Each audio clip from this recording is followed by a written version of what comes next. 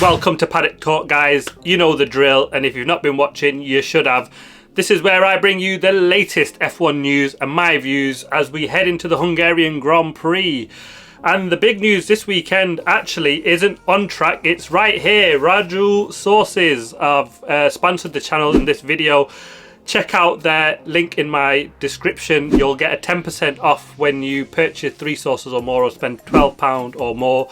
The code is automatically applied at checkout, and if it's not, just type in the code F1Guy and you'll get the discount. Check out the sauce they do. My favorite actually, the hot lime pickle, a sweet chili mango, and also a spicy barbecue tamarind sauce. All 3, I've got to say, fantastic, but the hot limes pickle, my favorite. Check it out. And I'd show you a bottle, but it's already gone.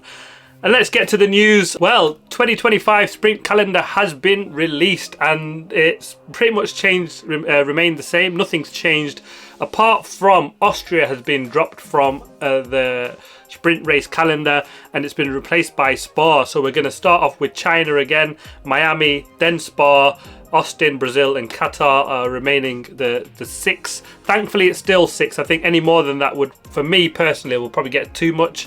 I think probably about 4 is about right, to be honest with you. We do find some of them being a bit of a bore.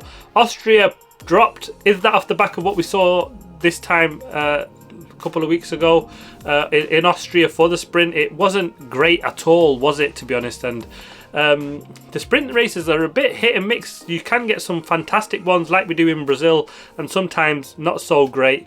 I'm glad they've still limited to 6. I hope they reduce it. I don't think they're going that way because all the viewings and the numbers that they look at and the metrics that they look at for this have all increased massively. It's not surprising. You'll much rather watch a sprint qualifying and a sprint race than FP1 and FP2, so I can see why they do that. And it probably, as a fan as well, turning up to race day, you get a bit more action. But it's continuing, and yeah, Austria just dropped from the calendar on that one. The other news, Enrico Cardile leaves Ferrari. He's been 2 decades at the team. He's on gardening leave. He joins Aston Martin for 2025.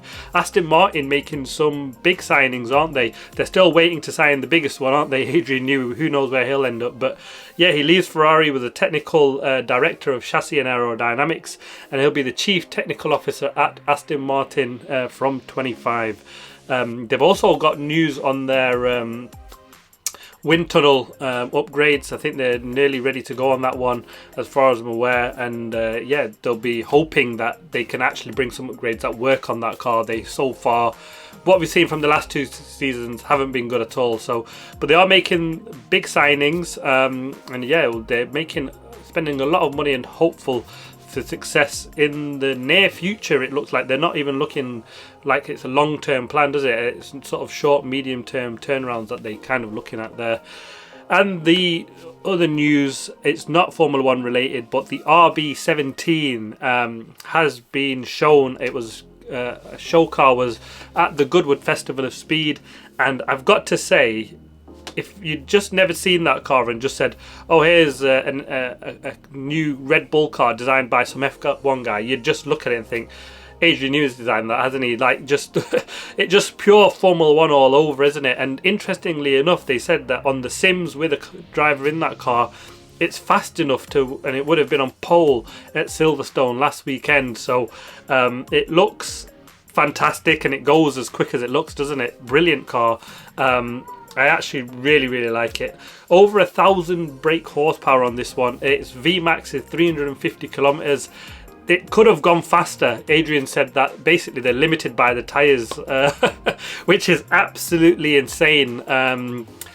So it is only 50 made, or will be made, costing about 5.5 million each. Bit steep, not enough in my pocket for that. Need a few more subscribers and watchers on this channel to get anywhere close to that sort of figure. But yeah, whoever gets their hands on one of those, lucky guy. A road-looking F1 car, effectively looks spectacular. I love every angle of it. There's not one part of me that thinks, I'm not so sure about that. Maybe the colour, maybe a Ferrari red will look nice on it. Let's talk upgrades. Mercedes are bringing upgrades to the Grand Prix this weekend. they're building on the recent success and they're hopeful. Well, it's surprisingly enough that they didn't expect any real performance in Silverstone that they got, or before that, to be honest, when George Russell got the win. So in Austria, I mean, that was a bit of a looked-in win that for in Austria, but on Silverstone they were there on pace, which was massively surprising for them. They earmarked Hungary and Spa for wins based on the upgrades that they introduced, so a lot of pressure on them. And Toto said it's all about the team just finding a better balance with the car, which helps them to get it in the sweet spot, which has been an issue that's plagued them for, what, 3 years? So hopefully they can finally get on top of that one. More off-track news, and it's big news for Audi. They've signed a deal with BP for their fuel and also with Castrol for their lubricants. They'll be joining the F1 circus from 2026, and they're making major signings. Actually, that's a really big one, because fuel consumption and where it's produced and how that is produced, trying to go net carbon, is a massive deal in Formula 1.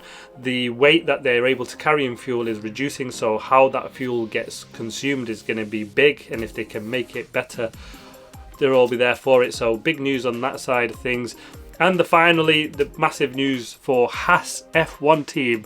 Sadly, we're not going to see Toyota return to the grid. That was the big rumour.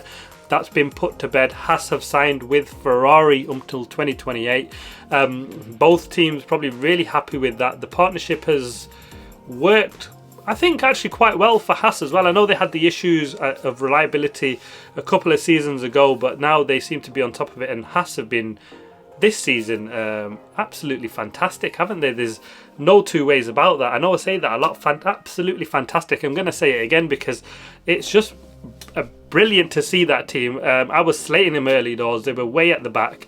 They looked a bit of a laughing stock. I mean, we denied Andretti into F1, and then we had Haas, who were just ridiculous at the back, and we was kind of saying, look, why can you say Andretti won't be good enough when we've got Haas roaming around? But since then they've absolutely turned it around. Nico Hülkenberg on a flyer, hasn't he? He's 6 places in the last few races. He's brought in more points than Sergio Perez, which does that say more about Perez than Haas? I suppose it can do, but absolutely fantastic from them.